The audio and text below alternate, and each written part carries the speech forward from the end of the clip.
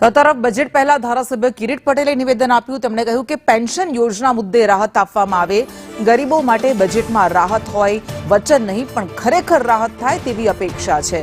કોંગ્રેસના ધારાસભ્ય છે પાટણથી કિરીટ પટેલ, તેમણે નિવેદન આપ્યું છે કે આ બજેટમાં માત્ર વાયદાઓ નહીં, વચન નહીં પરંતુ ખરેખર ગરીબોને રાહત આપવામાં આવે તેવી આશા છે।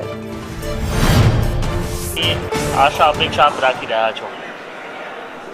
રાજ્ય સરકારનું આજે બજેટ રજૂ થવા જઈ રહ્યું છે। આશા રાખીએ કે માત્ર આભાસી બજેટ નહીં પરંતુ ગુજરાતની જનતાને ઉપયોગી થાય, ખેડૂતોને બજેટની અંદર લાભ મળે, ખેડૂતો માટે જોગવાઈઓ થાય એટલા માટે કે અત્યારે ગુજરાતની અંદર ખેડૂત એ દેવાના ડુંગરની અંદર ડૂબાયેલો છે। એ જ રીતે સરકારી કર્મચારીઓ પણ આઉટસોર્સિંગ અને કરાર આધારિત કર્મચારીઓને રાહત થાય। વર્ષોથી સરકારી કર્મચારીઓની માગણી હતી જૂની પેન્શન યોજનાની, એના માટે સ્પેશિયલ જોગવાઈ થાય। વર્ષોથી સરકારે જાહેરાત કરી પરંતુ એના જીપીએફના ખાતા ખુલ્યા નથી।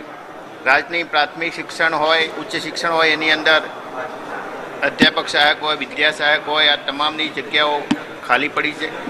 બીજા રાજ્યોની અંદર આવા જે કરાર આધારિત કર્મચારીઓ હોય એમની મુદત 2 વર્ષની હોય છે, ગુજરાતની અંદર 5 વર્ષની।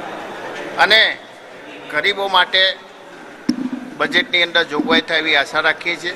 માત્ર વચનો નહીં પરંતુ આ તમામ બાબતે નક્કર આયોજન થાય અને આગામી બજેટથી ગુજરાતના યુવાનો હોય, ગુજરાતના ખેડૂતો હોય, ગુજરાતની આમ જનતા હોય, ગુજરાતના વેપારીઓ હોય, એના માટે રાહતરૂપ બજેટ રહે એવી અપેક્ષા રાખીએ છીએ।